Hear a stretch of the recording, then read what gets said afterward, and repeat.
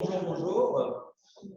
Bienvenue à nouveau parmi nous pour cette deuxième partie du colloque de la chaire Comptabilité écologique. On est ensemble de 14h à 17h. Trois moments cet après-midi. Un premier temps avec trois invités que je laisserai Clément présenter. Voilà, donc pendant à peu près 1h45, un peu moins de 2 heures. Puis une table ronde avec plusieurs des partenaires de la chaire qui ont accepté de se joindre à nous, certains à distance, certains ici dans les locaux d'AgroParisTech, animés par Chantal Montois, et puis donc une conclusion par Sylvie Bénard. Voilà, on présentera plus en détail les différents intervenants dans les temps à venir. Je rappelle pour ceux qui nous ont rejoints cet après-midi que vous avez donc une petite rubrique Q&R qui vous permet de poser vos questions sur la plateforme. Et donc les intervenants pourront répondre directement sur cette rubrique ou répondre oralement si on organise des temps d'échange. Voilà, je vous remercie et sans plus attendre, j'appelle Clément Feger qui est donc responsable scientifique de la chaire pour l'axe écosystème centré et maître de conférence à AgroParisTech et chercheur à l'Université de Montpellier qui va donc animer cette session. Je vais donc le laisser présenter nos invités. Merci beaucoup. Merci Aurélien. On va passer à l'anglais parce que les trois invités sont britanniques. So, hello everyone. Hello, Paul, Emily, and Richard. This morning we had an overview of the ongoing work of the Chaire of Ecological Accounting, and also some perspectives that we try to develop through methodological developments, experiments on the field.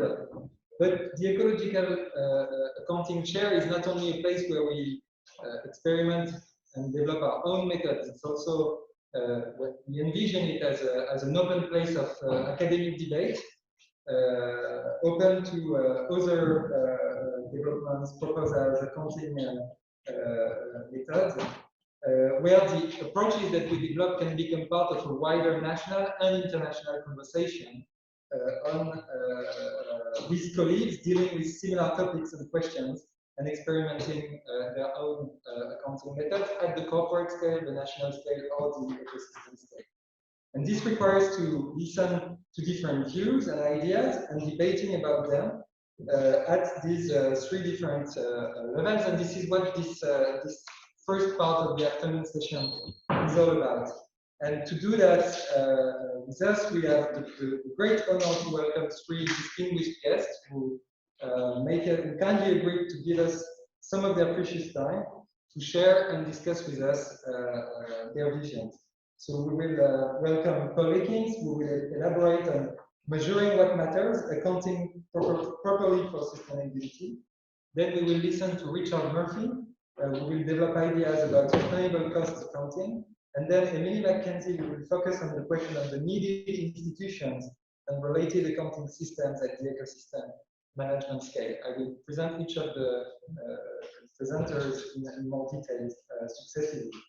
The session will be organized as follows. We will have a 20-minute presentation for each of the presenters. Then we will have 10 minutes of question and answer, and then go on the next presenter. And at the end, we will have a general discussion that will last for about 15 minutes, and where we will also encourage each invitee to react maybe to other invitees'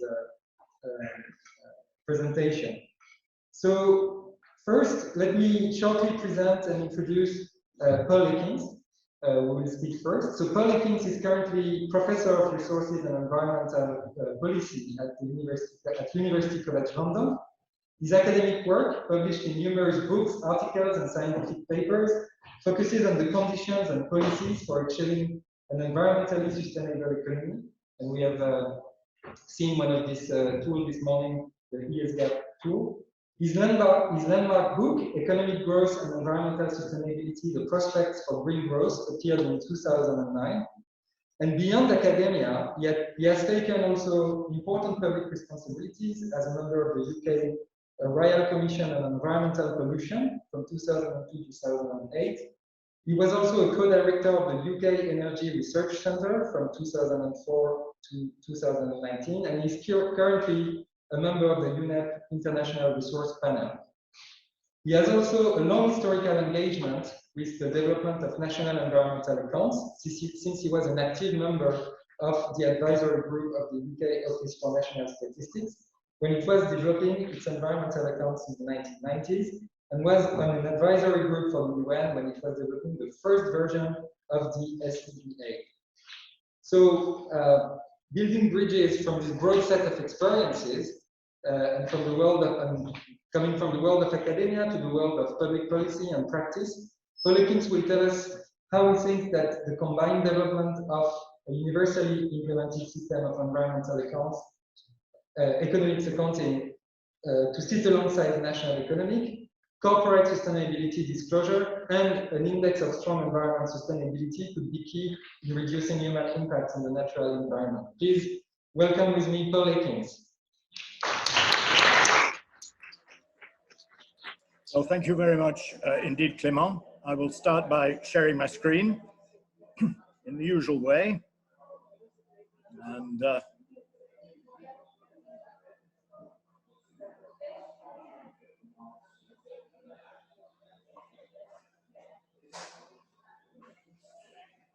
we just go back to the beginning, which is always a good place to start, which is always, oh, hang on. It was at the beginning, but this seems to jump about somewhat. Here we go. So, measuring what matters.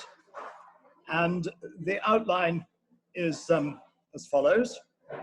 So, I go back in this subject to at least 1979 with the Dutch economist Ruffy Huting, who was a very important influence on me, and wrote a fantastic book in that year called New Scarcity and Economic Growth. And I've also got a very sensitive touchpad, which has a life of its own. And even back in 1979, he was saying that society was steering by a wrong compass because it was not measuring what mattered, and particularly it wasn't measuring what mattered in the environmental dimension. And we see where that has brought us. It has brought us to the emergencies of the climate crisis, to the emergency of nature, and a very dark future for humanity unless we start getting our metrics improved. There's a need for a revolution in metrics at global, national, and corporate levels. And I'm going to very quickly rush through what I think are some of the most important things that have happened in this over 40 years.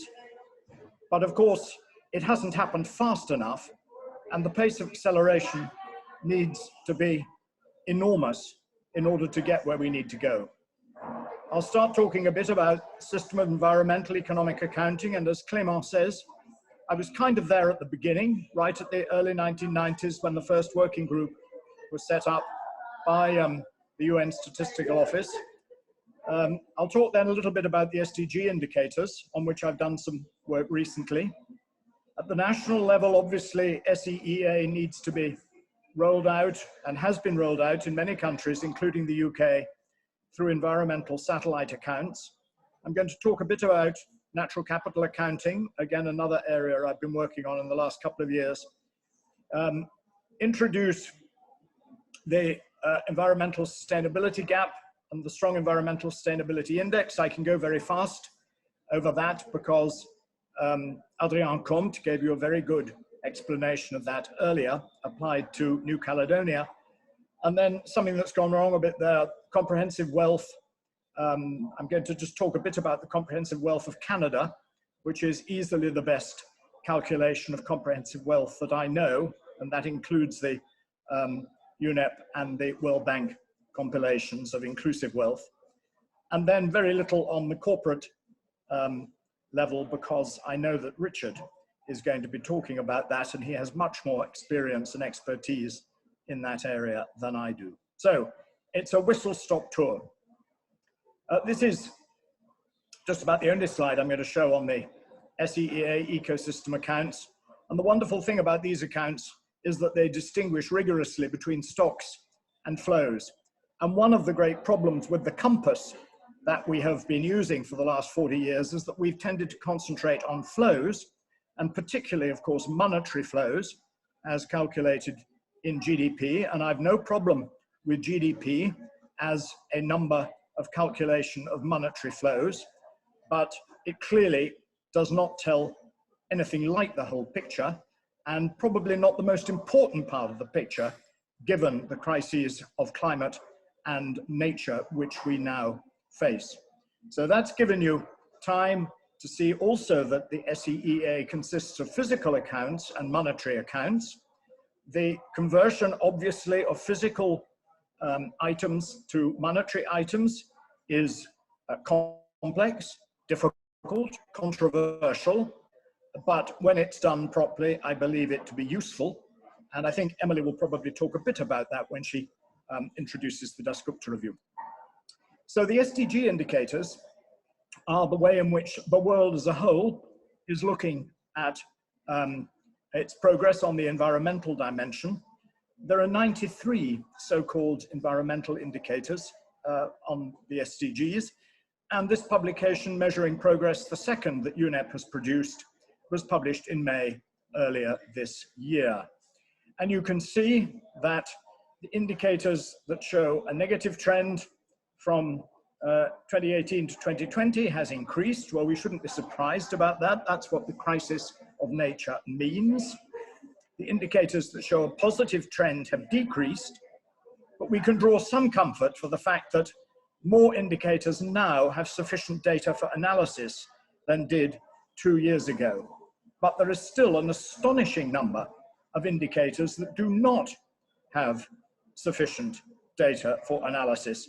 And when I think that people like Rufi Hüting have been talking about this for over 40 years, I find that a stark reflection of the lack of importance which societies and policymakers and people have given to that dimension over this period. An elaboration really from the SEEA is the natural capital indicator framework that colleagues and I created for the Green Growth Knowledge Platform. And we were very surprised when we were asked to do this, that there was no indicator framework for natural capital. And I suppose I'm as much to blame as anyone for that, because I've been using natural capital as a concept at least since the early 1990s, where I learned about it from David Pearce and his earlier generation of environmental economists. So that, you can see, too, starts with stocks on the left. It then goes through to flows, biophysical flows from natural capital. It then produces outputs and benefits for humans, very often with human inputs. And those human inputs are important, especially in something like agriculture. But unfortunately, it also produces residuals and wastes, which then flow back, often in a negative way, into the natural capital stock and produce costs. So I won't say any more about that. I commend the reference that I've shown there from the journal Ecosystem Services to those who want to find out more about it. This is my slide on the comprehensive wealth in Canada, which, as I've said, is a fantastic publication, and I would recommend that to anyone. And it is what it says. It distinguishes between domestic comprehensive wealth and national comprehensive wealth, just as we distinguish between gross domestic product and gross national product, with the addition of net income from abroad. And you can see that on the right, we've got the wealth, and on the left, we've got the income, which is the flows. Now, if you speak to the people who've put this together, they fully acknowledge that the comprehensive wealth does not include everything of importance when it comes to ecosystems and natural capital. And you can see that those two indexes match each other quite well, because as with all weak sustainability indicators, they add together the changes in natural capital, human capital, and produced capital. They emphasize the importance of social capital, but don't try to put a money value on that, which I'm rather pleased about because I don't know a robust methodology to do that. But you can see that that masks a 17% decline in natural capital from 1980 to 2015, where you can see what measures of natural capital are included in the top part of that slide. And that is what Huting was talking about, steering by a wrong compass. And of course, some of those biophysical losses are much more important than that 17% decline would lead us to expect. And it's that sort of decline that has now led us to this crisis of nature. On the SGAP, Adrien referred to this earlier, so there you can see how we are conceptualizing this. Source, sink, life support, and human health and welfare functions, various sustainability principles that come from such authors as Herman Daly and David Pearce and Kerry Turner, and again, very eminent ecological economists, and then the various topics that we have sought to apply those principles to. And we've only included as indicators those environmental topics for which we believe there is a sustainability standard. And that's linking really with the science-based targets movement, with the planetary boundaries. And this is work carried out by my PhD student, Arkats Uzubiaga. You saw the slide on the left, which shows what the sustainability gap is. It's the gap between where we are and where we want to be. And then there is the distinguish between the current trend of moving towards sustainability and the sustainable trend. And Alia explained all that extremely well. On the right, something that you're probably finding a bit difficult to read. Right on the outside, you have all the indicators that we are using, 22 of them, and all of them are related back to scientific standards from the scientific literature. You may miss some topics because we couldn't find scientific standards. For example, a scientific standard for the depletion of non-renewable resources is not one that we could find in the literature. If anyone knows of it, I would love to hear about it, because it's an important issue that we have not been able to include.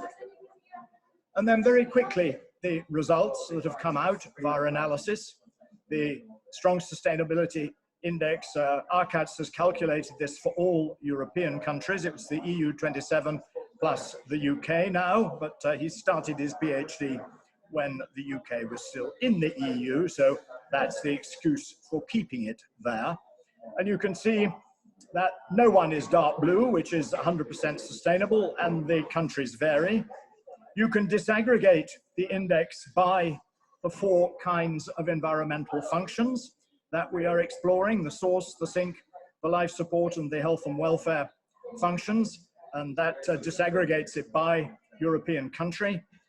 And you can get an absolute score for the Strong Environmental Sustainability Index, which goes from 0 to 100.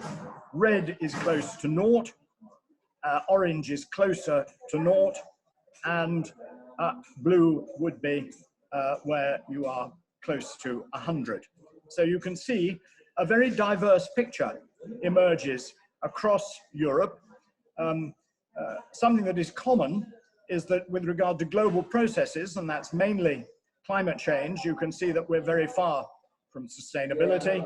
And there's still some bad news with regard to biodiversity and ecosystem health as well, and the life support functions still leave a lot to be desired. So you can also present the results like this, again, according to the different functions. You can see that for the source function, the blue dots are the EU as a whole, and the grey dots are the different countries. So again, you can see very different results for the different countries. And then you can see how Europe is doing as a whole. The blue dot on fish resources shows that our fish are in a pretty parlous and unsustainable state, as if we didn't know. The sink function, you can see that climate change is pretty close to zero. We've got a lot of work to do there to get to the net zero that we need to get to. Life support functions, similarly, terrestrial ecosystem health is pretty poor. Human health and welfare, because probably there's more political noise about those issues, and we have very strong, for example, drinking water standards in Europe, fairly strict standards about indoor air pollution, etc. Outdoor air pollution is pretty poor, and I think we know that, those of us who live in cities. So this is the whole purpose of the SCAP, is to give this kind of broad overview. And my final part of my talk goes to the corporate level, which I've been studying quite a bit, also in relation to the financial system, really ever since Mark Carney at the Bank of England was co-chair of the task force on climate-related disclosures. This is a nice diagram coming from the European Union website that shows that in an ideal world, investors would be investing in capital. They would be sustainable investments, and that would lead to a healthy planet. And when we had a healthy planet, we would get less economic harm from climate change, and the sustainable investments would reflect investors' sustainability preferences. Well, anyone who's tried to implement anything like that knows that at the moment, the information base to make any sort of confident judgments in that area is still very limited indeed. And so in 2018, the EU introduced its Sustainable Finance Action Plan, which has 3 parts, talking about a green classification system, the famous taxonomy. I was interested to see that the UK, now out of the EU, is set up its own taxonomy process, and it will be very interesting to see to what extent that now is similar to the EU taxonomy process, which has already received a directive, and the climate mitigation and adaptation benchmarks have already been published and are already in force. And the rest of the taxonomy, which I'll talk a little bit more about in a minute, is due to be in force by the end of the year. Then there are investors' duties and disclosures, which I think is going to be really shake up the financial system. They need to take sustainability into account. The number of times I've written to my own pension plan, that's the University Superannuation Scheme, one of the largest in the UK, and asked them to take my sustainability preferences into account, and then have had the response saying that they're not allowed to, because their fiduciary duty means that they have to maximize the financial returns on their investments. Well, that is explicitly not going to be the case in the EU as a result of point 2. And then, so because we've had so many claims about net zero and greenwashing across the corporate sphere, there are low carbon benchmarks. And in order to qualify for green bonds or climate bonds or whatever they may be, you will need to be meeting these low carbon benchmarks measured in a robust and transparent way, which I think is going to be extremely necessary. So the taxonomy timeline for European standards is unbelievably quick. So you can see that the first directive was in July last year. We've had the climate mitigation and climate adaptation issues. We've then moved on to June, that's this year, and there's various deadlines coming up. The technical supporting criteria for the remaining environmental objectives, and I'll touch on those in just a minute, by the end of this year, which is incredibly soon. And from the beginning of next year, the climate mitigation and climate adaptation requirements will apply, and then we go into the reviewing process, of which we're all familiar. I'm just going to, I think, I'm going to just nip back a couple of slides because I think my computer jumped a slide, which is quite an important one. Yes, this one. Because this is the definition in the EU taxonomy of environmentally sustainable. And they seem to have learned from their from the biofuels fiasco, whereby there were no classifications of what was a sustainable biofuel. So the Renewable Transport Fuels Directive led to significant deforestation.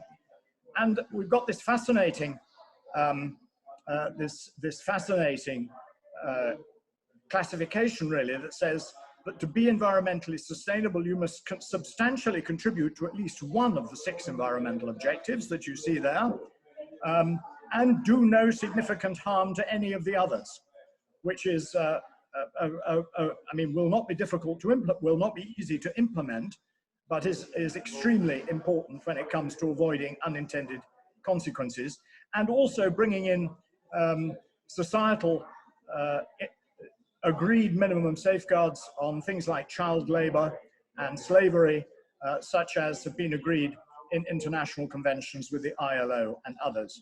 So it's a pretty radical look to me, and if it can be implemented robustly, then I think that could lead to a real sea change in how finance starts to flow. Now, we've seen these slides. Other initiatives that are to do with standards and labels, preferences on sustainability, enhanced transparency in corporate reporting, which I've already touched on, and integrating sustainability in risk management. And I think it's going to be really interesting to see how this process, this very accelerated process, works out over the next year or two. So finally, on the corporate side, the natural capital protocol, which is one of the best ways I know, again, of trying to get some systematization in the way businesses use natural capital. And you can see there are a number of steps to encourage businesses to do this in a systematic way. There are recommendations for the indicators to use and to move right the way through to application of these. And then the kind of case study, which I'm sure anyone who's worked on corporate accounting knows. I'd be fascinated to know what Richard actually thinks of this one. And this was the effort by Puma using the consultancy TrueCost in order to find out exactly what its negative environmental impacts added up to once you put money values on them. So they distinguished between their 4 tiers of suppliers, as well as their own operations. They looked at the impacts that you can see there: climate change, water scarcity, loss of biodiversity, etc. They defined the indicators that they wanted used for that, and this was their result, that Puma, in financial terms, a very profitable company, was earning £202.2 million, but in earning that money, its total environmental cost was £145 million. So that the net benefit to society on those calculations, instead of being 200 million, was closer to 55 million. And of course, that's its total net earnings. That was not its profits.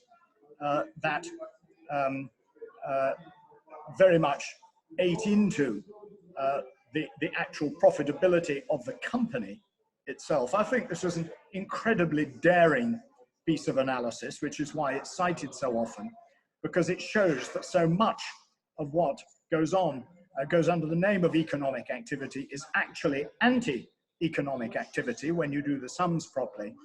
And that brings me in mind of Herman Daly's great kind of statement that the economy should grow to the size at which its net addition to output is true economic output, rather than being non-economic output, or rather anti-economic output, because it has destroyed more natural capital in the process than it has created wealth.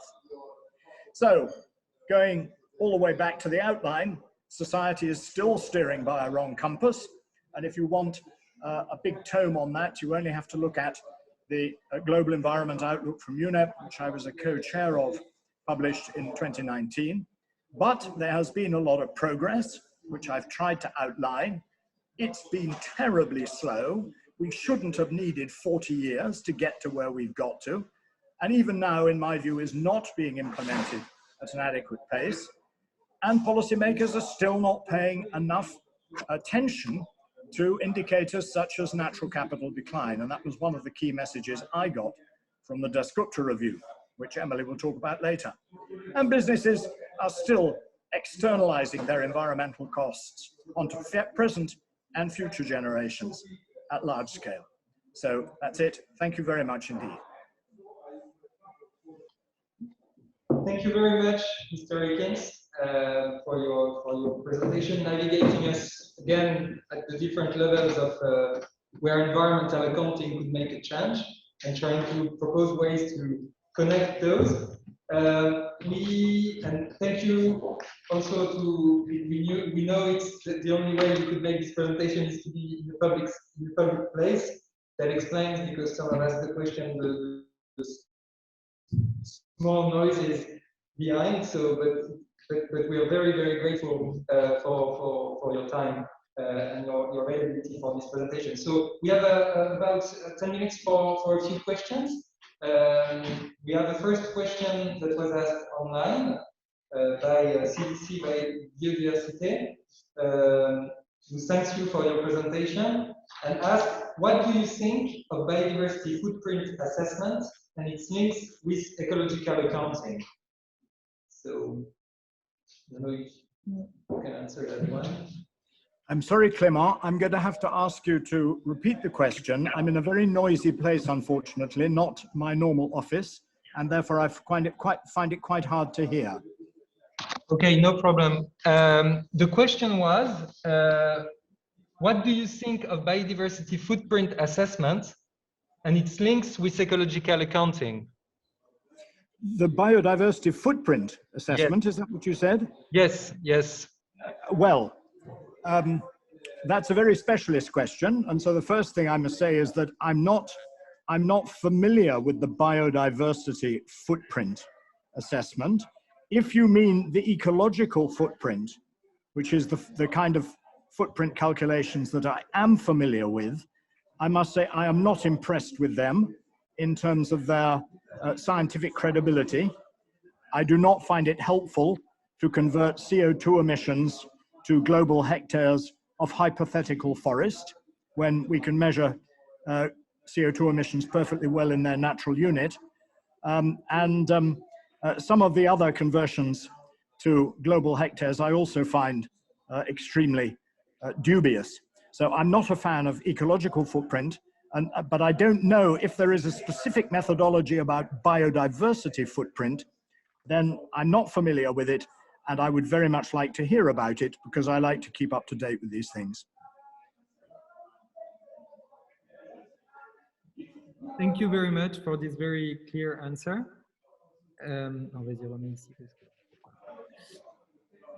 Sorry, we're having problems with the microphone also here. Is there any question in the room? Yes, we have a first question. I will repeat the question to Mr. Eckins. Do you have any ideas about the way to accelerate the process? Okay, Mr. Eckins, the question is, how do we accelerate the process towards the direction that you have pointed? Well, that's the million-dollar question, really. Certainly, no one took much notice of Rufi Hütting back in 1979, and I'm afraid people didn't take much more notice of David Pearce when he published his book called Blueprint for a Green Economy in 1989.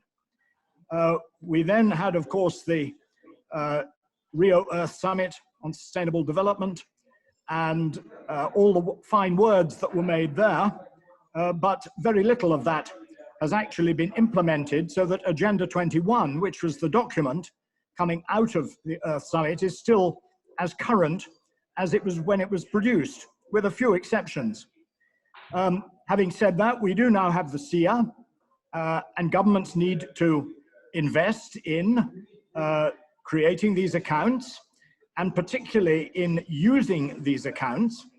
Another piece of work that we did for the Global Green Growth Knowledge Platform was we tried to analyze how many examples in the scientific literature there are of policymakers actually using ecological accounts. And we could only find 2 papers that discuss that really in a great deal of detail. So there's, it is still largely the case that policymakers are not using the numbers that they have available, with certain exceptions. Obviously, carbon dioxide is now right up with a high profile, and we're all familiar about those measures. But in my view, biodiversity is just as serious, and we have a long way to go before we are yet paying anything like enough attention to it. Thank you very much. There is another question in the room from Harold Devrel. Okay, thank you, Paul.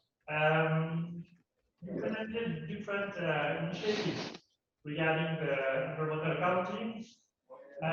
Do you think they are all in line with the strong sustainability criteria?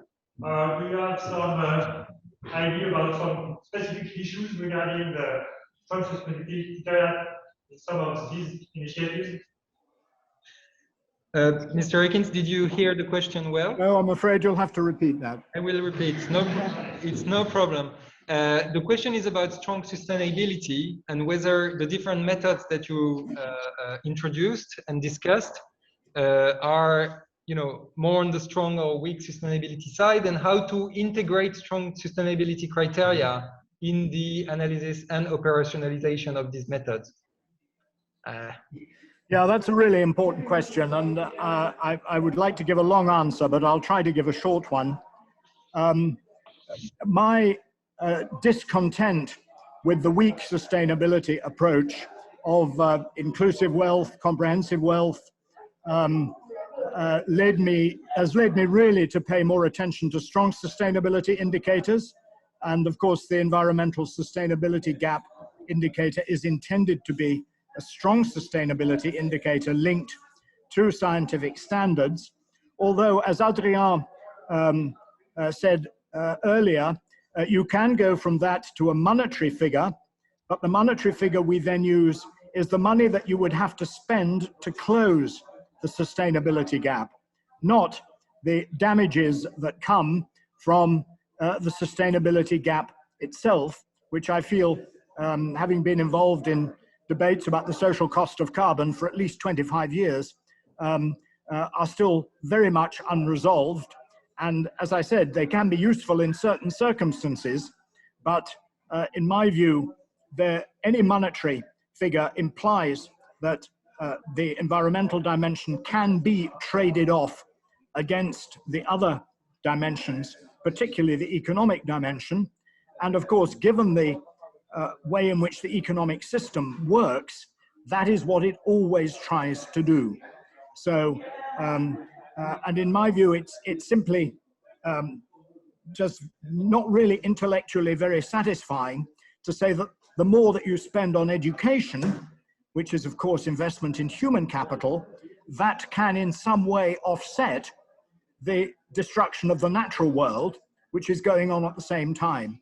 And yet that's precisely the message that you get out of the inclusive wealth and the comprehensive wealth calculations. So for me, I want to start with strong sustainability and then only move to weak sustainability calculations and monetization when it is clear that we are in the safe operating space. Thank you very much. Maybe we have time for 2 last questions. There is one online and maybe one last in the room if anyone wants to ask. And perhaps I just apologize to participants for the noise in the background, which I understand has been very distracting to them.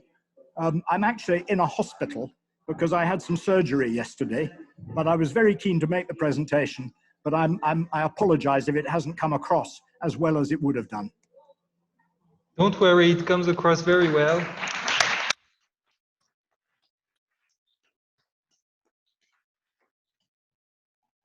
Maybe we have one last question before moving to Richard Murphy.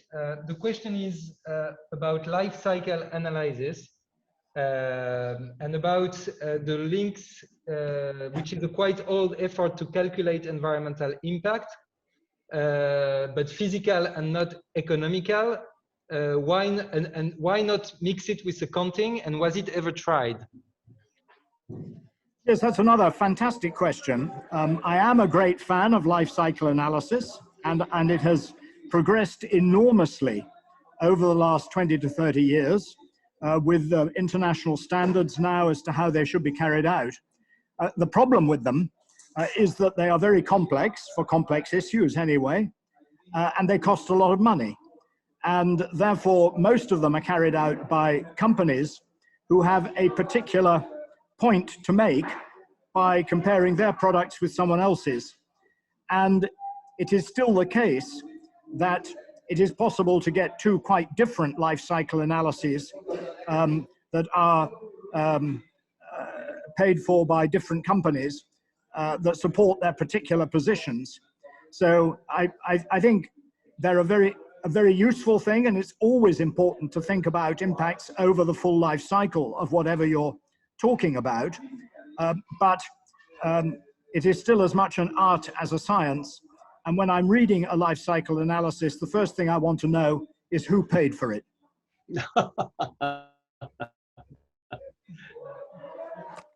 Maybe one last question for you, Mr. Eckins, is can you give us your view on the risk of financialization of nature, which appears very concrete now that financial institutions finally pay attention to nature? Well, again, that's a really important issue. I mean, as an economist, you would expect me to say, and I remember David Pearce saying this so clearly, that if you don't introduce a financial cost for using nature, then you are using an implicit price of zero. And we can be sure that the price is not zero. We can be sure that it is more than that. What it is, as with the social cost of carbon calculations, which can range from anything from $10 to $10,000 per ton of carbon, what it is still a matter of great debate. But it is clear that it is an economic cost to use scarce natural resources without giving anything in the way of cost to them. Now, we can sort that problem out through regulation rather than pricing if you want to do that. And that's fine. That will give you an implicit price.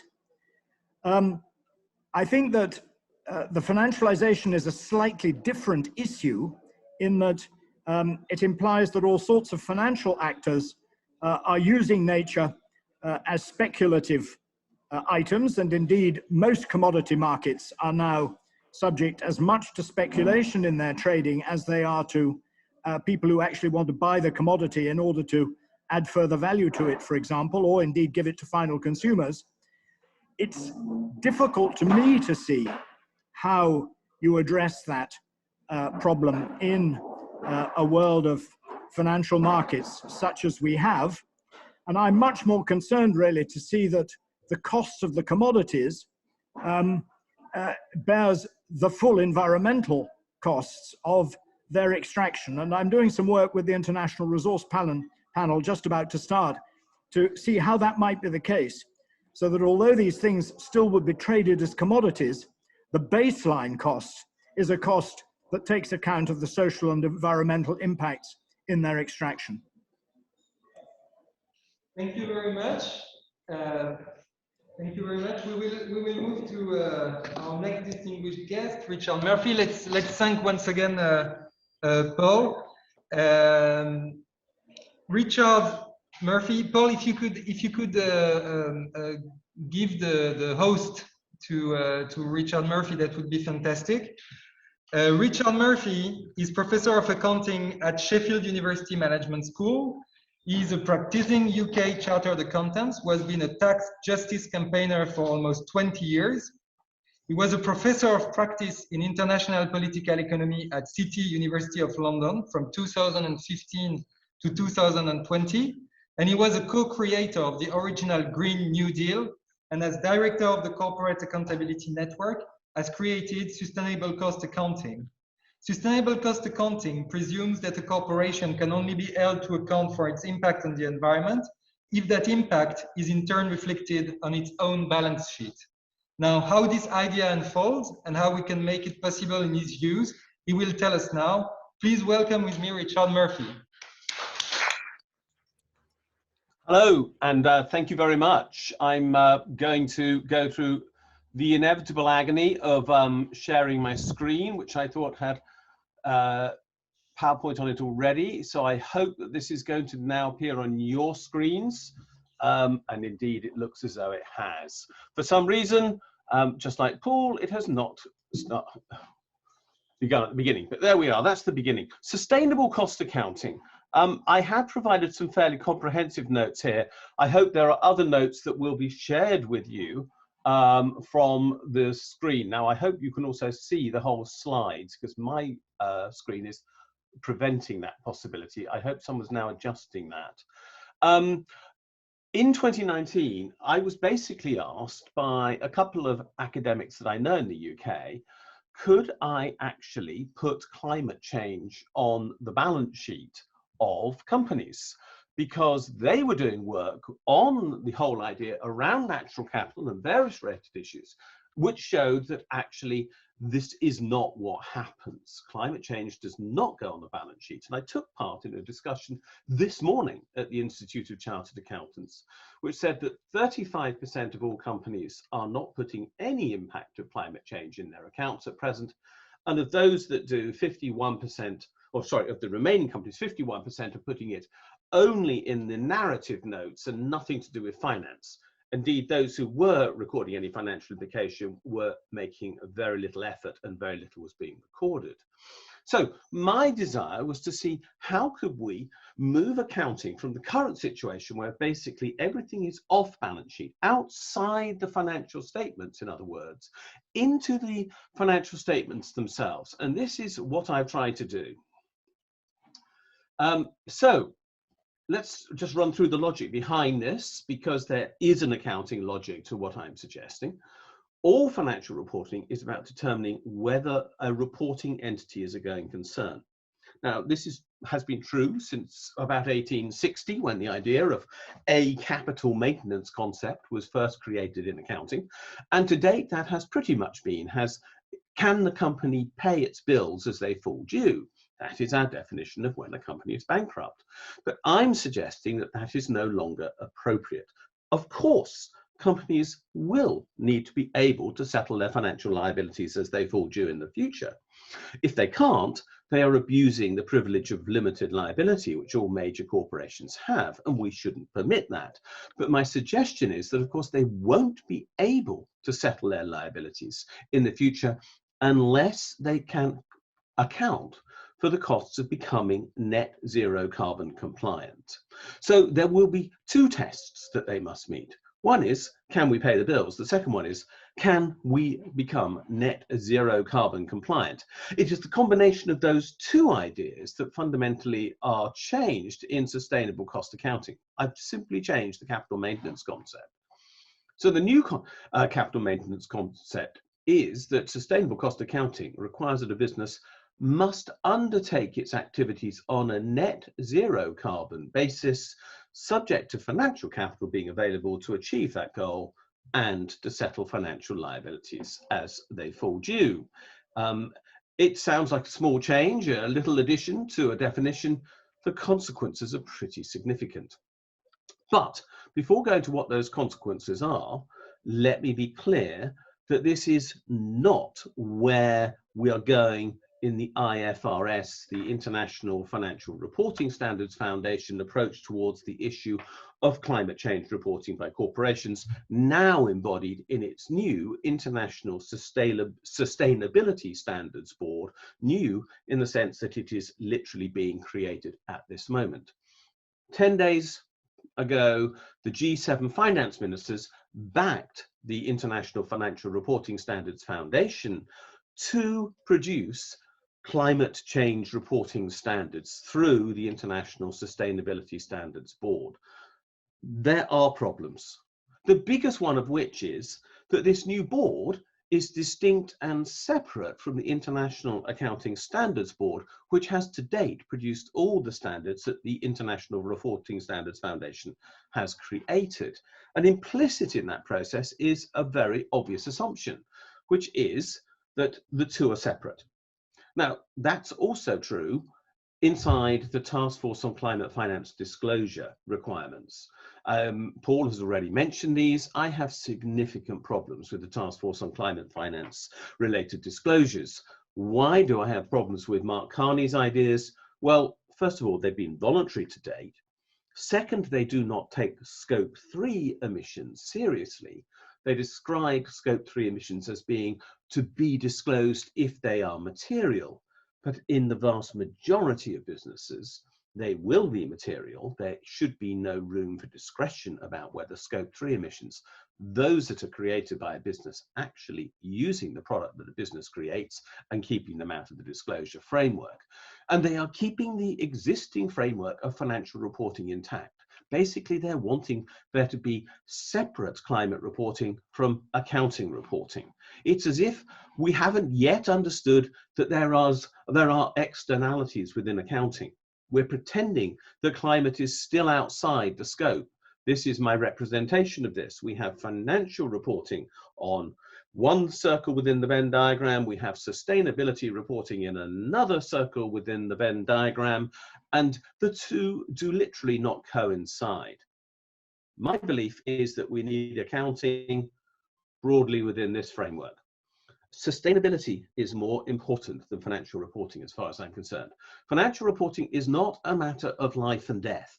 Sustainability reporting, as far as I am concerned, is not just for the corporations, of course, although it could be what brings so many down, but also it's a matter of life and death because this is literally critical to the future of our planet.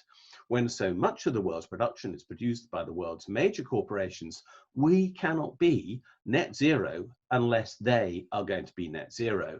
And therefore, the priority has to be financial reporting supports the sustainability reporting, not the other way around, and they are integrated completely one with the other. Now, the idea behind sustainable cost accounting is actually remarkably simple. It's also consistent with many of the principles within TCFD. I simply add some twists. First of all, I am saying that the business must, of course, estimate what its scope 1, 2, and 3 emissions are.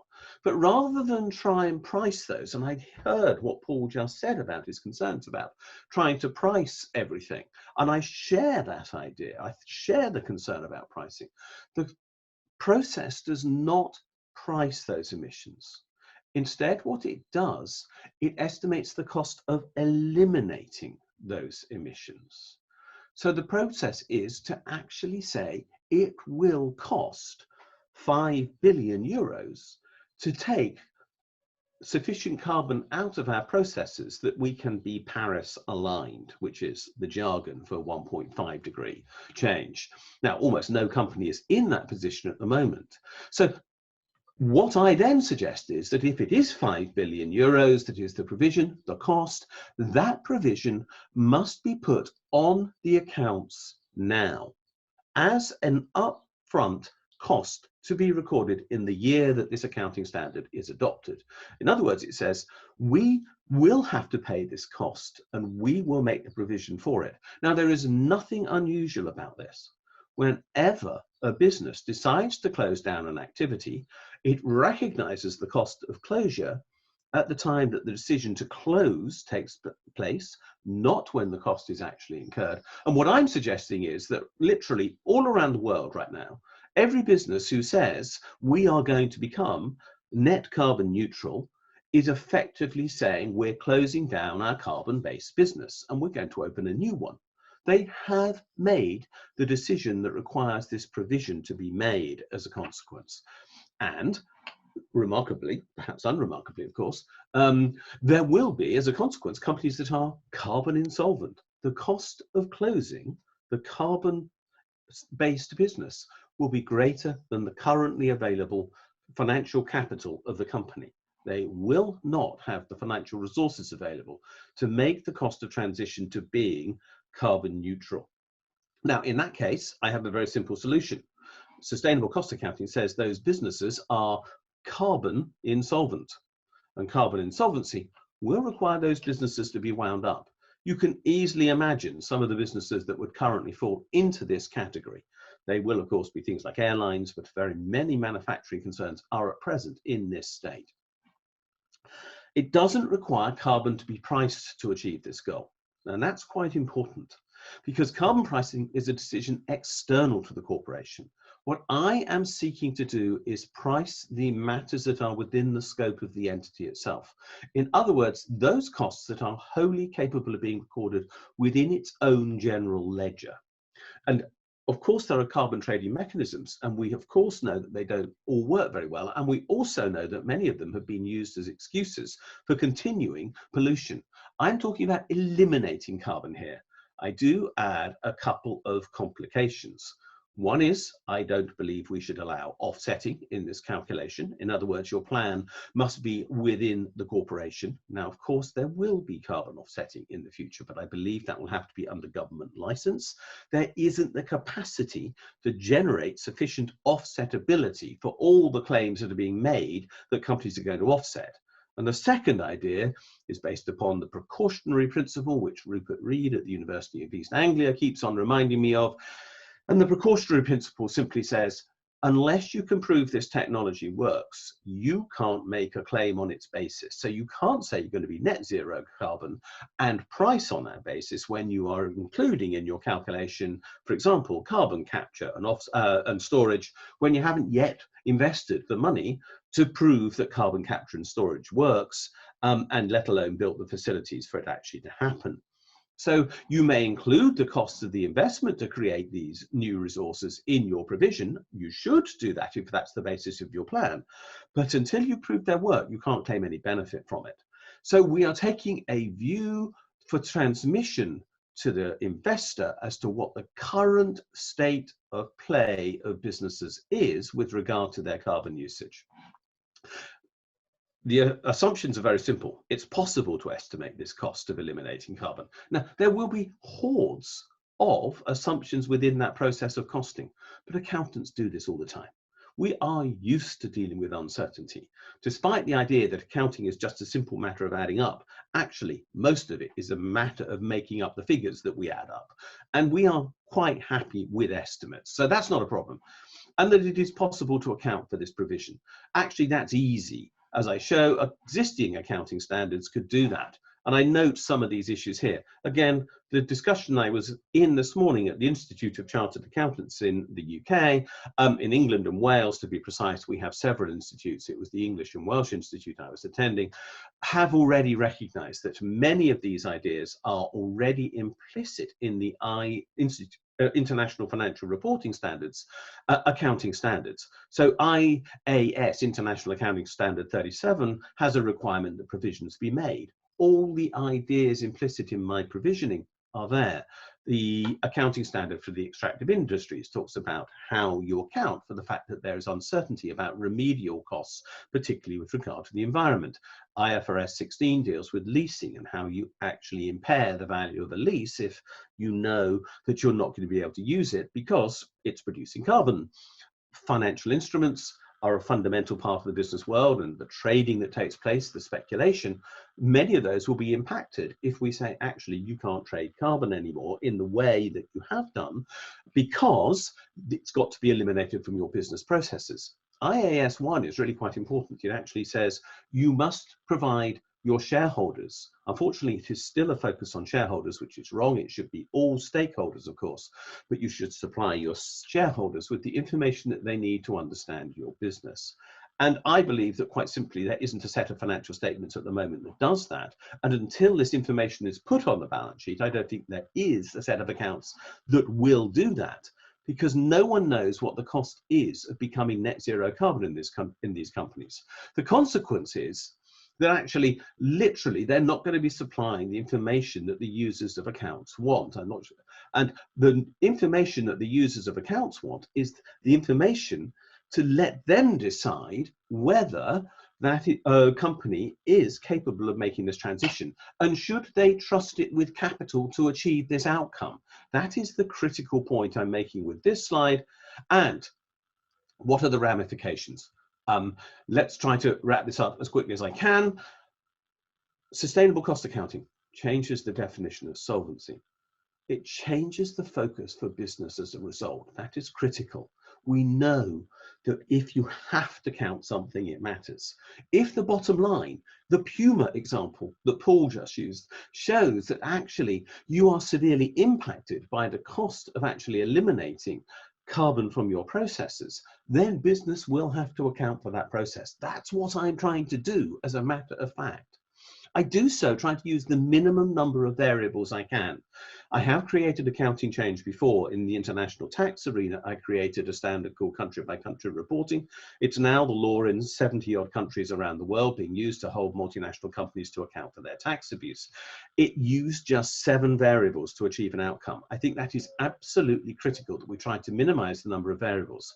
Sustainable cost accounting is in this sense very simple. The documentation I've supply to the organizers to share with you shows that I'm trying to use as little change as possible, little number of variables as possible to affect an accounting, well, little short of an accounting revolution, frankly.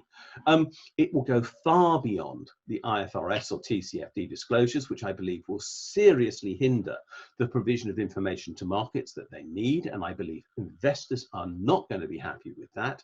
I already talked to investors who aren't happy with TCFD because it is not putting figures into the accounts themselves. And it delivers something radical, and that is the indication of whether businesses are going concerns or not in the decades to come. And to me, that is vital.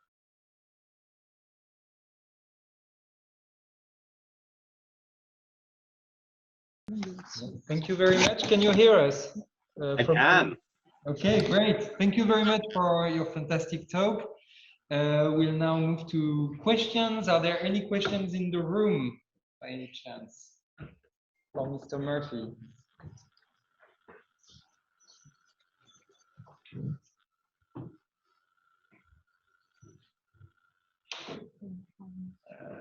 Accounting is the most exciting subject on earth, as I'm obviously proving. Well, at least the people who are here are convinced of that. Let me check if there are questions online. I may have a first question. Do you have any idea of methods that exist already that that are comparable to sustainable cost accounting, or that actually try to operationalize it, or have you developed method to operationalize it? Do you have already companies that are experimenting with your methods? Well, yeah, as I mentioned, one of the problems here is that this idea is really quite new. It was only created in 2019 and with a very small amount of funding at that time, and not a great deal more since. And of course, we ran into COVID. In fact, literally, it was only 9 months old when its first major conference presentation was to be made, and that was cancelled. It was in March 2020. We did have a program of work which we were going to undertake, and a number of companies came forward, one of whom does look as though for internal purposes it is using this.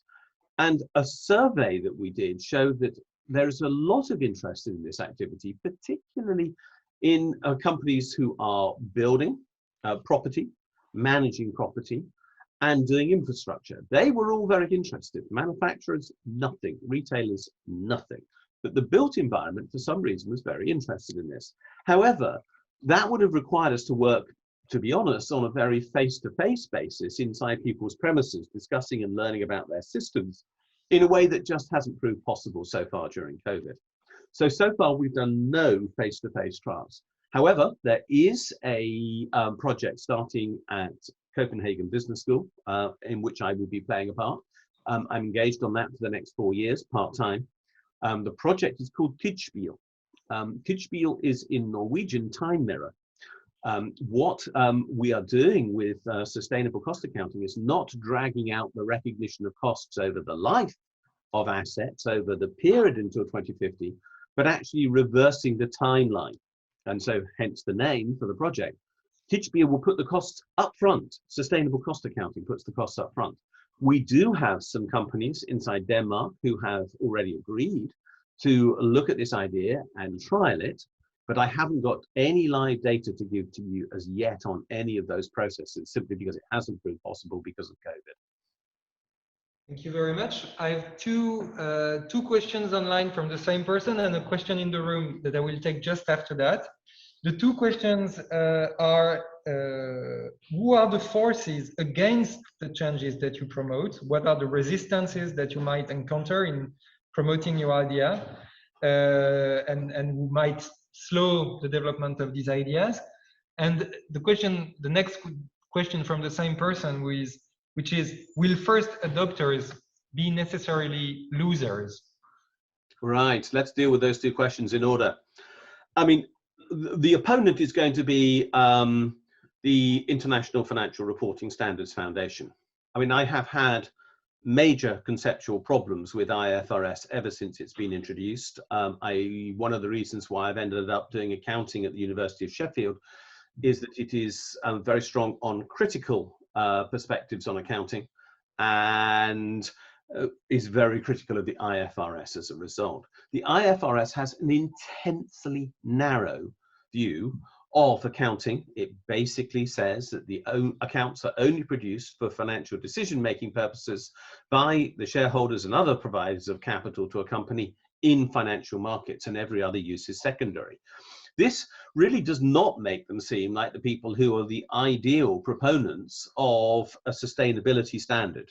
Are they going to make this a very narrow standard as well? Are they going to try to literally focus attention on that single issue, which is just, is this about making a decision about investment, or are they going to actually understand that we're accounting for an externality to society at large here?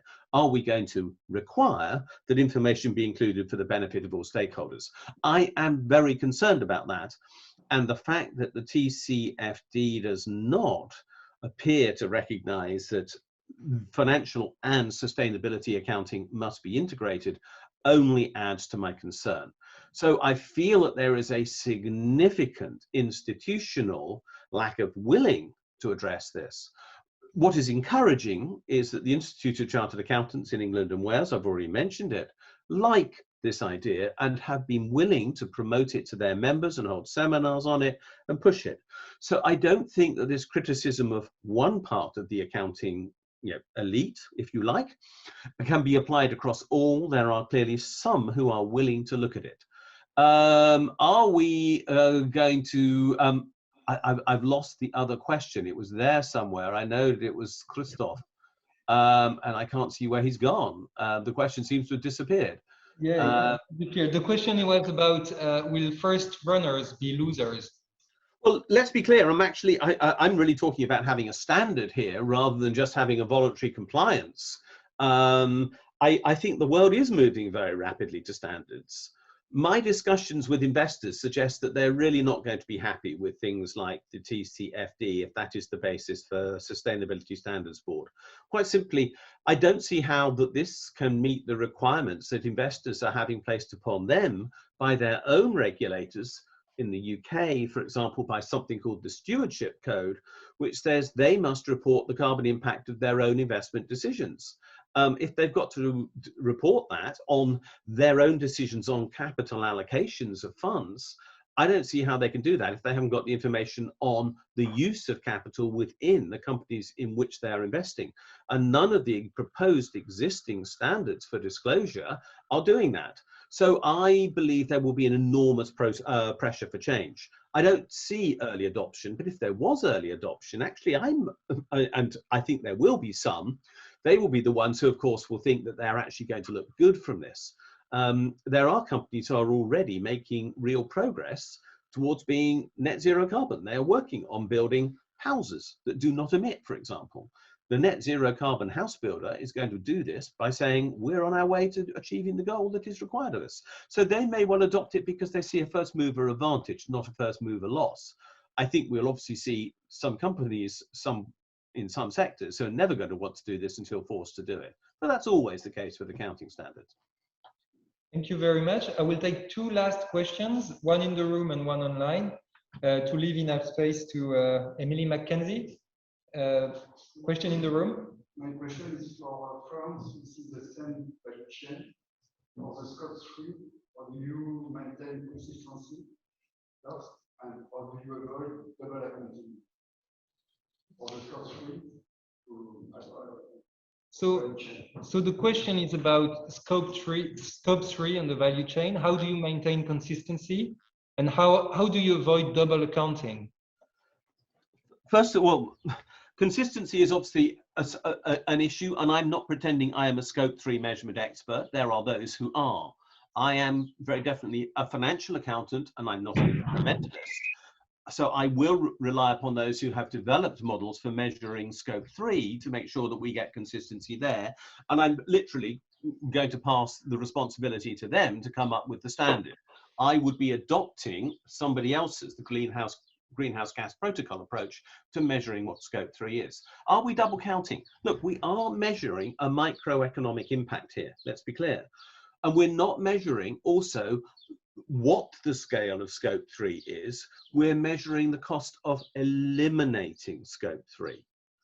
So the cost of eliminating is within the entity itself.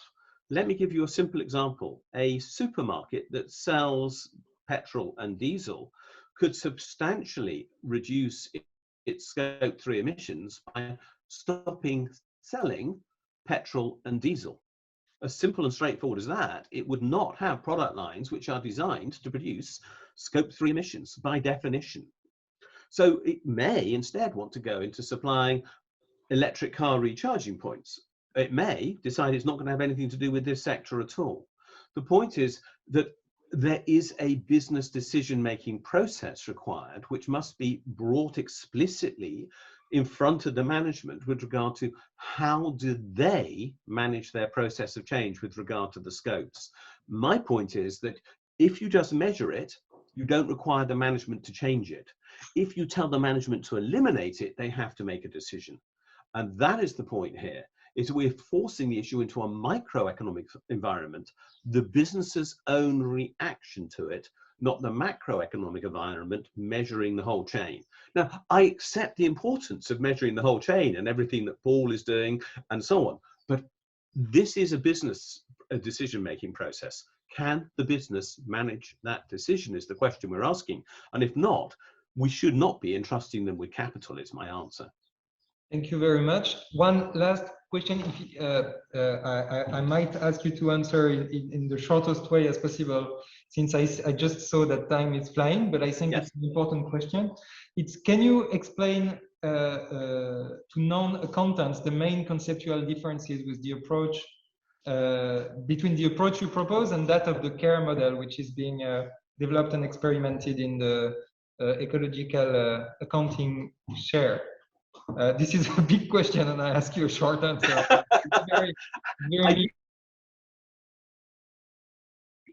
I'm sorry, I'm genuinely, I do not know how to answer that question. Okay, let's try that. I do, however, have to leave at 2:45 this afternoon. I'm sorry. I will have to leave in half an hour's time. Okay. Thank you very much. So thank you very much, Richard. If you could pass the hosting to... I have done that. And indeed, last but not least, we will now turn to our next distinguished guest, Emily MacKenzie. Emily's professional interests and experiences are the intersection of economics, environmental policy, and ecosystem management and information systems. She led the analytical team at the HM Treasury, who supported Professor Dasgupta with his independent review on the economics of biodiversity, and she is now supporting the government's policy response. She sits on the Institute of Chartered Accountants of English and Wales Sustainability Committee. Previously, Emily worked on England's Environmental Land Management Scheme at the UK Department for Environment, Food and Rural Affairs. And before joining the UK government, Emily worked as Chief Advisor for Economics and Sustainability in WWF Global Science Team, Environmental Economist at the Joint Nature Conservation Committee, and Resource Economist at the Pacific Island Applied Geoscience Commission as an ODI Fellow. So drawing on our broad experiences from the world of academia, biodiversity conservation action, and policy making and implementation, Emily will share her thoughts on the roles of institutions and accounting tools in enabling ecosystem management at the intersection of government, business, and civil society, building on the results and recommendations of the Dasgupta review. Please welcome Emily MacKenzie.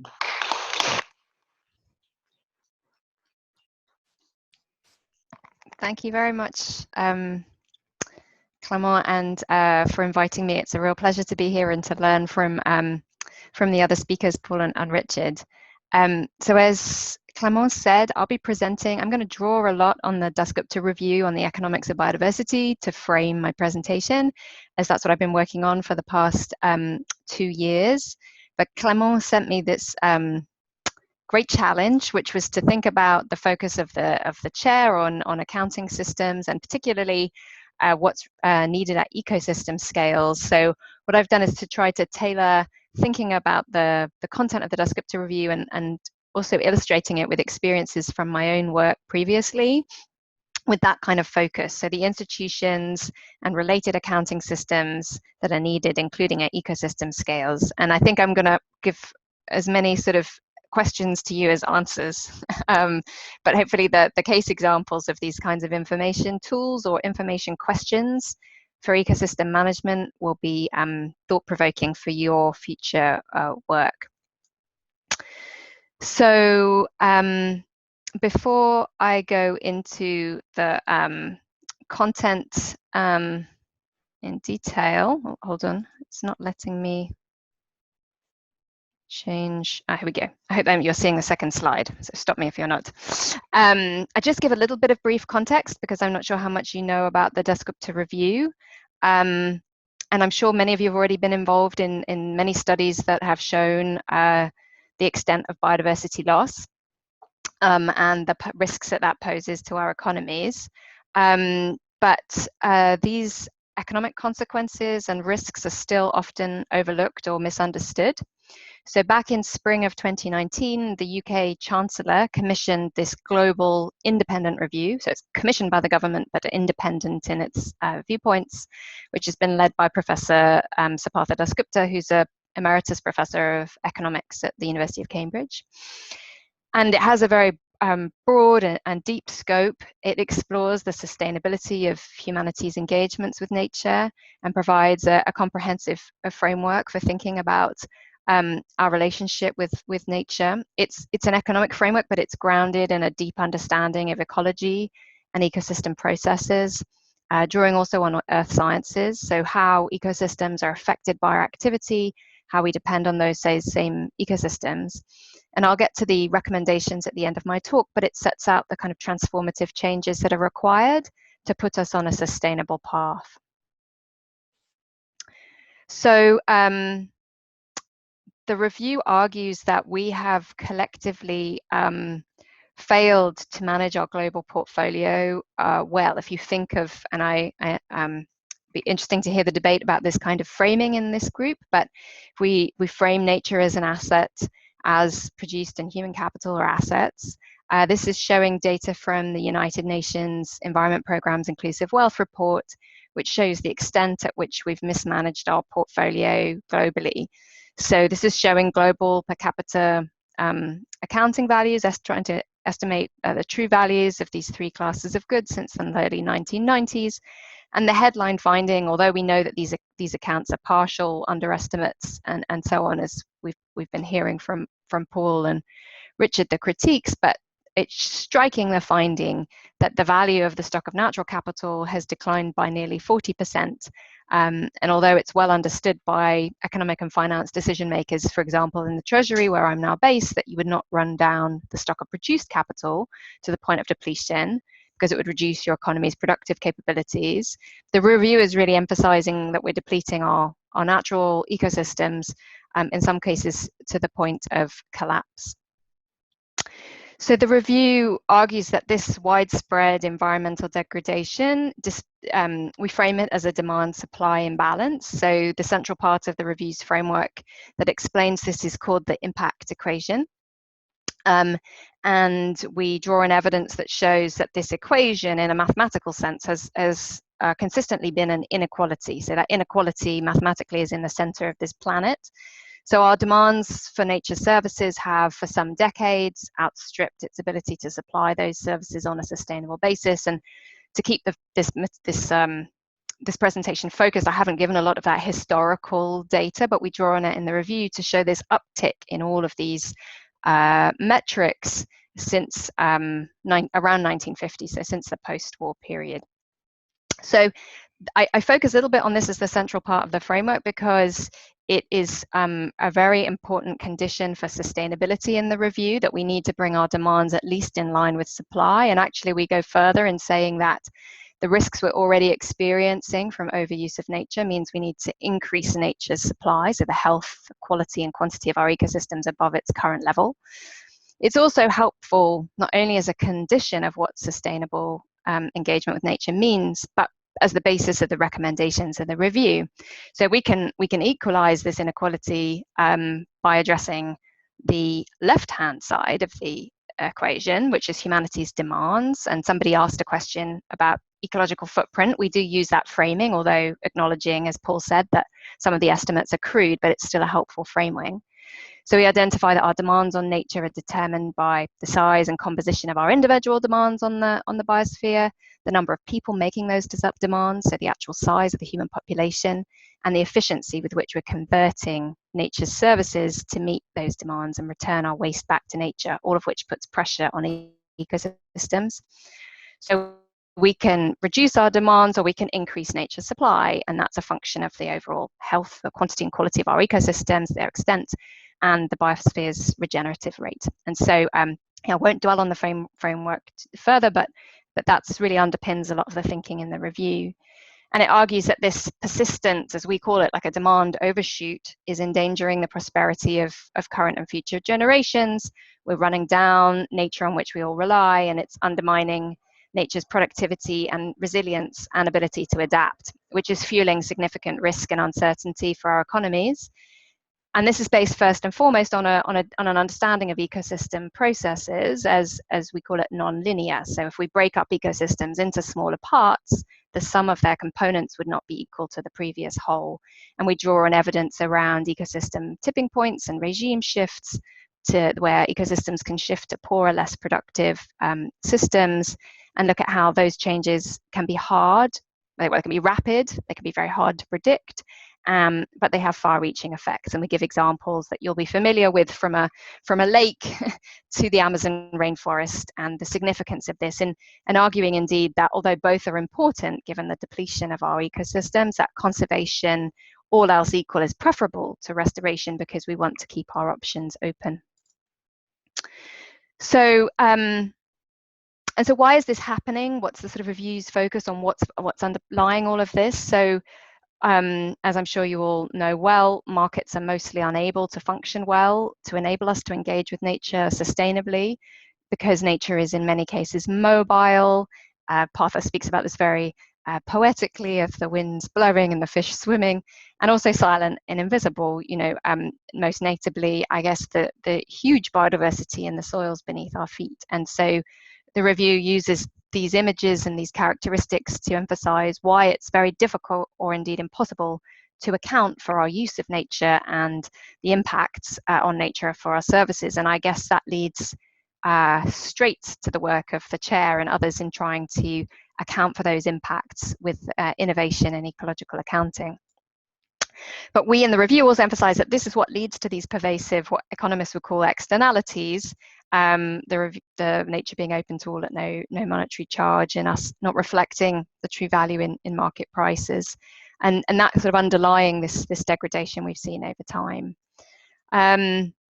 And just very briefly, it's framed more broadly as institutional failure, not just market failure. So we shine a light on government failures they've exacerbated this pricing problem, often by paying people more to exploit than to protect nature through subsidies. And often that we still lack institutional arrangements needed to protect global public goods, global ecosystems like the open ocean and tropical rainforests that provide us all with benefits.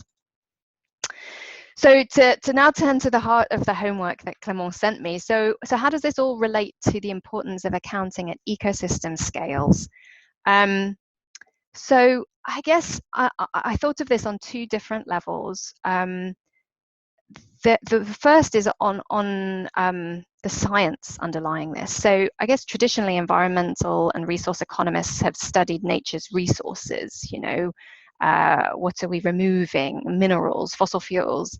But what is the building blocks for this sort of sustainable engagement with nature is ecosystems, these constituent ecosystems of the biosphere. And so we look in detail at the science of how they're combining that abiotic environment with communities of plants and animals and fungi. We also look at the importance of biodiversity as an essential characteristic of nature that increases its productivity, its resilience, and its ability to adapt. And also that nature, although we use this natural capital analogy, it's not exactly the same, right, as produced in human capital. Depreciation is in many cases irreversible. It's not possible to replicate a depleted or degraded system, and these ecosystems can collapse abruptly and without warning, which I touched on earlier. So in short, this sort of science, this deep science within the review shows why ecosystems, just from the context of what we know about the ecology, the earth sciences, the way biodiversity manifests itself at different... Okay. Donc la saisie comptable, aujourd'hui, avantage Sdg. Consultation, globalement, il y en a à voir et à manger, mais apologize, sorry, I'm hearing somebody speak. Il est mieux fait et il est même très bien fait depuis qu'ils ont changé de CR il y a 2 mois. Sorry, I'm not sure if that's the same for everybody else. Sorry, Emily, there's someone who has opened his mic. I think, Emily, you can silence the person who has opened his mic. I'm sorry for that. I don't know what happened. Donc voilà, il y a plus de modalités chez Sdg de lettrage. Who would it be? It's Hervé Bego. All right. Thank Wonderful you. piece. Sorry for that. That's okay. No problem at all.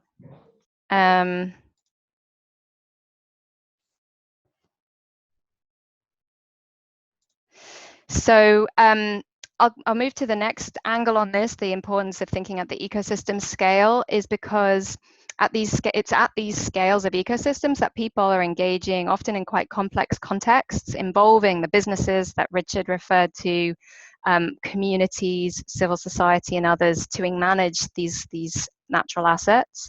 And of course, how you think about the size of an ecosystem matters here, because the atmosphere, as a sink for pollution, embraces all of us. It's a global common. Then you can think of very small ecosystems, maybe a grazing field. And so all of this means thinking of the players, you think in terms of the scale of the system. And I mentioned previously global public goods, obviously, requiring potentially international institutions and nation states to deal with those. So I'm thinking here mostly around common pool resources, those that there may be informal rules or social norms, as well as more formal rules that are playing in to sustain cooperation among different resource users, whether that's businesses or communities and visitors.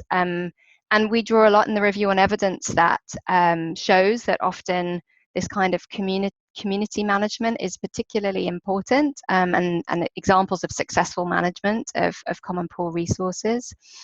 So what you're seeing here in the beehive, so the review defines these institutions broadly. They could be things we operate in, they could be households or communities, but they could also go all the way up to markets and states and transnational organizations, and looks at what's required to make them be effective for us to fulfill obligations and rules that we've established to have sustainable engagement.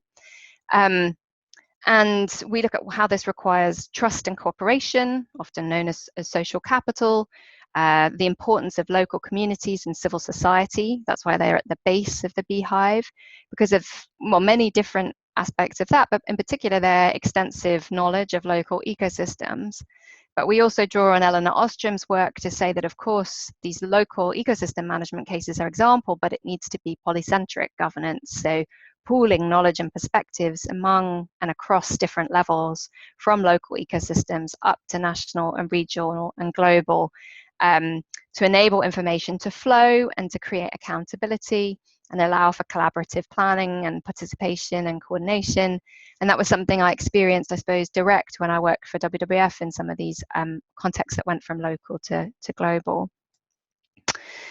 So, and I just wanted to emphasize one of the, in particular, the things that we looked at in terms of what makes these institutions effective in enabling things to work here. The first is that there needs to be, as I mentioned, trust or social capital. The second is that we need to be able to observe and verify if people, well, you need to set clear rules for sustainable engagement with nature, and then be able to verify and observe and effectively enforce whether those rules are being followed, which means in some cases penalties for those who aren't following the rules, and in others rewards for doing so. And those don't necessarily need to be monetary, but there needs to be some consequence. And this is drawing on a lot of game theory thinking. So, and then very briefly, one of the other emphasis I think relevant to accounting and ecosystem and broader scales in the review is about looking at change. So there are two types of comparison we emphasize. One is looking at change over time. So those are these three first sets of questions. How's the economy or an ecosystem doing? How has it been doing? How would it do in the future? And we call this sustainability assessment. The second is policy analysis. This is looking at a point in time. What would be the best policy or the best plan at a point in time? And we draw, and I'll talk about this briefly in the recommendations, on thinking that for both of these types of questions, you need information on an inclusive measure of wealth, hearing others' critique of this, to the sum of these true values of produced capital, human capital, and natural capital, to look at change. And so the natural capital measurement and accounting is obviously a really critical part of this. And another angle of this is that not to worry too much about absolute values, it's the marginal change that matters. So just in conclusion, I wanted to give you this brief overview of the review's recommendations, and I'll try to briefly give a few case studies that illustrate some of the thinking. So the review argues that we need to take a different path where engagements with nature are sustainable, but also enhancing our collective wealth and well-being. The first is shifting to this from impact inequality to equality, so increasing nature's supply relative to its current level and reducing our demands. The second, changing our measures of economic success to guide us there. And the third is this transformation of our institutions and systems. And so on the first, I think what's really interesting here, this obviously for the first bucket includes a whole host of bread and butter conservation and restoration action, but also thinking about managing the demographic transition through better access to family planning and reproductive health, and improving the management of land and sea, and through things like sustainable fishing and agricultural practices, as well as sustainable consumption and production. And I'd just like to note here, this doesn't imply policy levers such as tax and pricing in every case. So all of these underlying this is thinking about a range of approaches. And in fact, one of the big emphases of the review is that because we have uncertainty about these tipping points in ecosystems, it may mean that quantity restrictions, things like restrictions on activity, extraction, pollution, might be a better instrument than, say, something like taxation. And so this is why the review has a big focus on things like protected areas as having this essential role. And I just, in thinking of an accounting system, I worked back when I was at WWF in Belize. This is an example also in the review, where we developed a coastal zone management plan that looked at the multiple ways in which people were benefiting from biodiversity, tourism, fisheries, protection from flooding and erosion, and used that modeling information and the metrics that came from it in a participatory, very highly stakeholder engaged zoning process to develop the preferred zoning scheme. And that we learned a lot there about the engagement that needs to take place alongside these kinds of information systems to help facilitate not only a better spatial plan, but also greater investments in restoration and conservation of ecosystems. And that involved not only local communities, but local businesses and local government. The second bucket of the review's recommendations is recognizing GDP remains an important indicator for short-run macroeconomic analysis, that it has major shortcomings, and I won't dwell on those because Paul spoke to them and I'm sure you know them very well, not including natural capital being a flow rather than a stock. And so advocating the use of inclusive wealth to track things, and natural capital accounting as a prerequisite for this, an important first step. I think what I'll say here, because this is a very advanced audience, is just that a twist on this is that productivity measures in particular need to change. We'd critique standard macroeconomic models that are built on a conceptualization of the economy as external to nature, which means productivity estimates are also flawed. An increasing rate of environmental degradation can look like knowledge or institutional improvements. And also I'd like to discuss with Paul about substitution and his critique of inclusive wealth as substitution, because my understanding is that the accounting price is actually an inclusive wealth, can mean that this is still a strong sustainability approach. I won't go in that given we're short on time.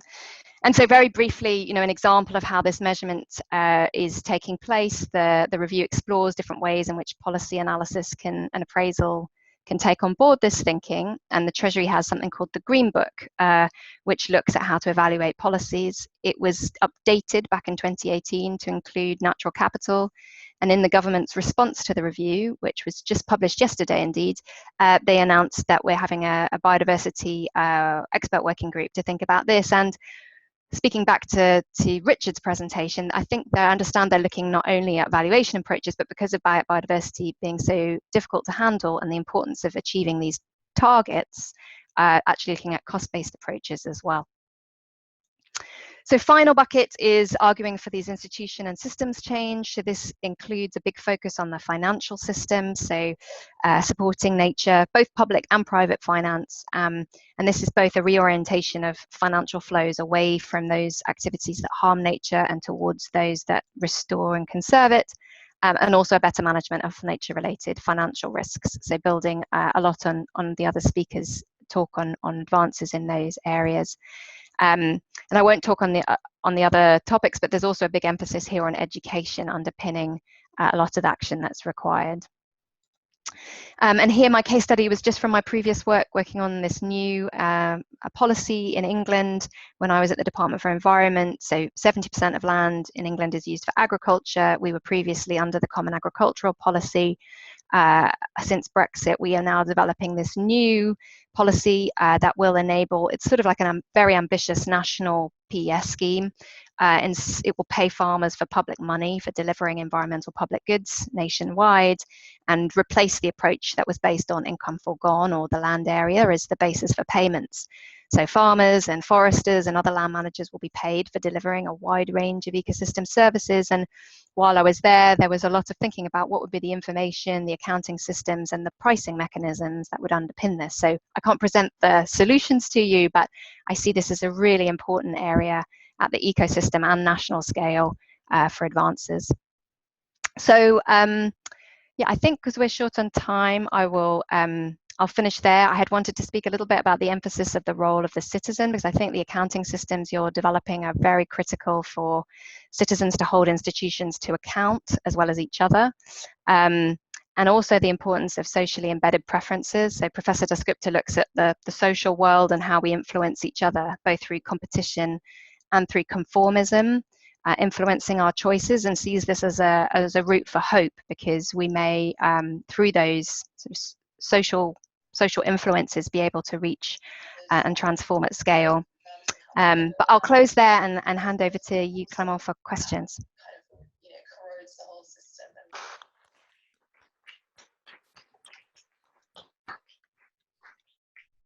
Thank you very much, Emily. Thank you for accepting the challenge and for making an amazing job out of it, linking different things and also engaging with tools, but also making connections with engaging with people and engaging with communities and at other levels. So I would encourage also Richard and Paul to ask questions if they have some, as we are in this part of the session. We have still 10 minutes for Q&A. And I noticed, Emily, that you asked a question to Paul as well in your talk. So I don't know if there is any question in the room already. No, so we have a first question online.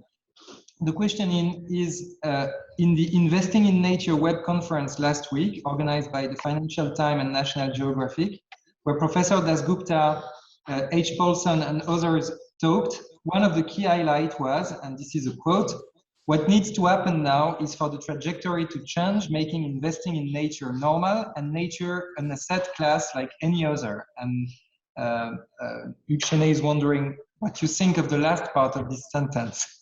Would he be able to say what he thinks too? So I imagine there is a critique embedded in this. But I think, you know, what I tried to nuance this, obviously, when I'll just give a bit of preamble that the review, as I said at the beginning, was a commission to really reach out to economic and finance decision makers and to raise attention to biodiversity loss as an economic and financial issue. So the asset management framing really helps with that and has helped us to have conversations with that one as an example, the Financial Times or the Bank of England, central bankers around the world, the IMF. So it's opening the doors for these conversations. But I think if you spoke to Professor Dasgupta for longer and if he'd had a good conversation with you, it would be a strong acknowledgement that there are some important differences with nature as an asset. And in fact, as I emphasized, there's a huge depth of the ecology that underpins the review.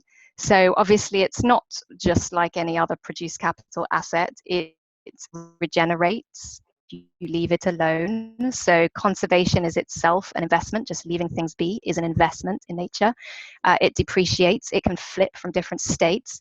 So I hope you take time to read in particular like chapter 2 and chapter 3 of the review, which look very deeply at this ecology and at the ultimate very deep nuances to the framing of nature as an asset. But I think it still stands that nature is an asset in that it is a stock of great benefit to all of us, which provides services on which we all rely, and we are either consciously or unconsciously managing those assets through our decisions. Whether we're investors or not, all of us as citizens are having an impact. So I still think it's a helpful framing, but I'm sure needs nuancing in a way that I know this group is very sophisticated at. I hope that answers, and I'd love to know what the real critique is. I'll have a look in the Q&A. Thank you very much, Emily. Yes, a question in the room. Yes, I will repeat it, Emily. Okay. Thanks. I would like to know how do you manage the cultural differences you may have regarding this issue, and how do you plan to integrate it? Because we don't think nature the same way in the US, in France, or in China. Is that a question to Emily or to the three panelists? The three. Okay, so the question is, how do you manage cultural differences you may have, maybe between yourselves, but also with other countries, regarding these issues of framing nature and accounting for nature between US, France, China?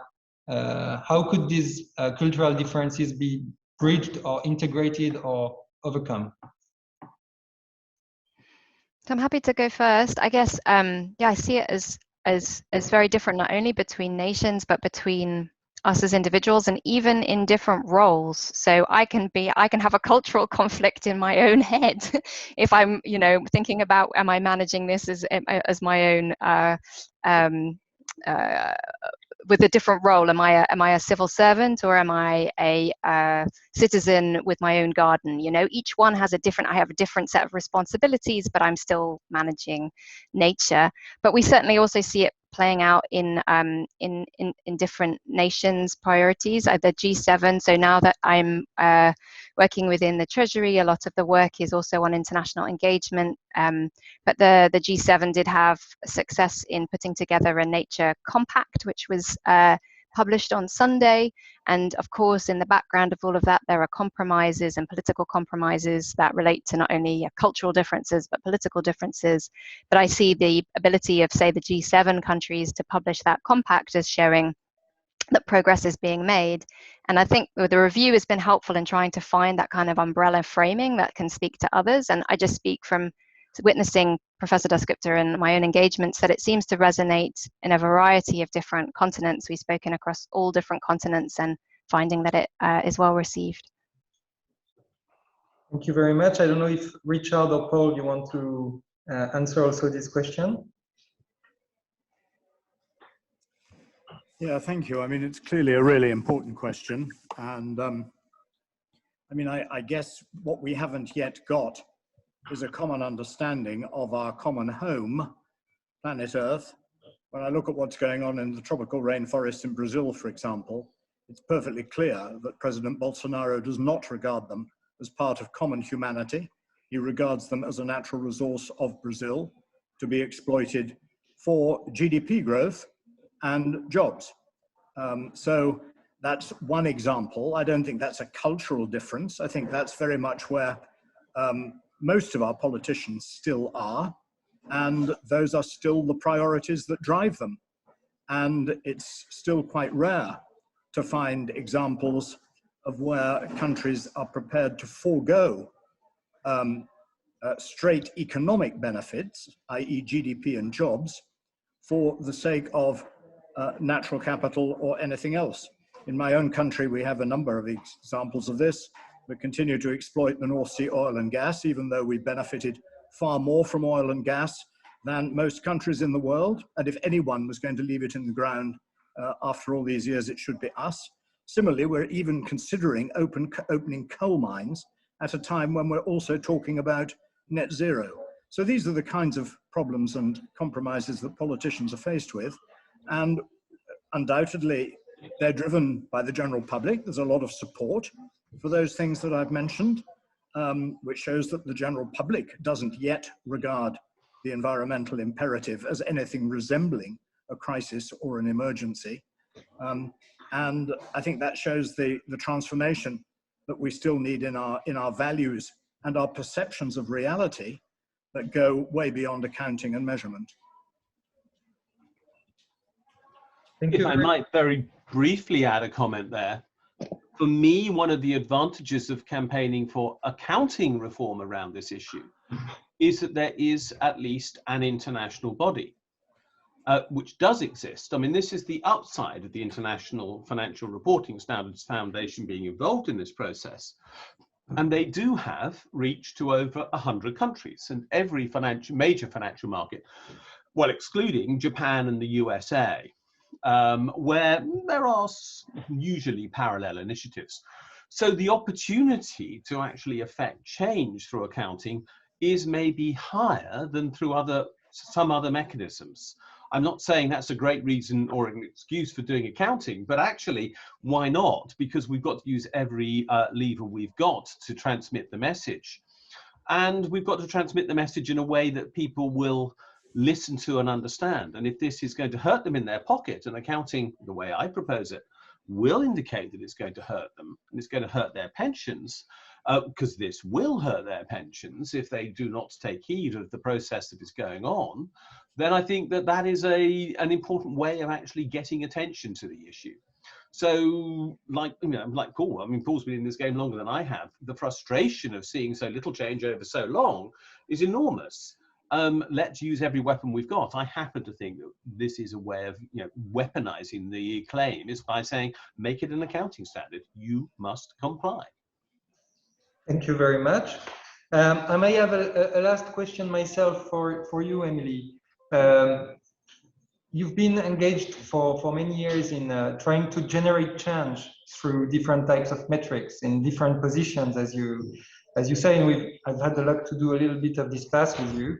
And I'm wondering what difference do you see between what has been done in the Natural Capital Project, but also the TEEB review, and what the Dasgupta review brings to the debate, and how does it help to continue to create this shift or this move, and And how do you see also it being implemented?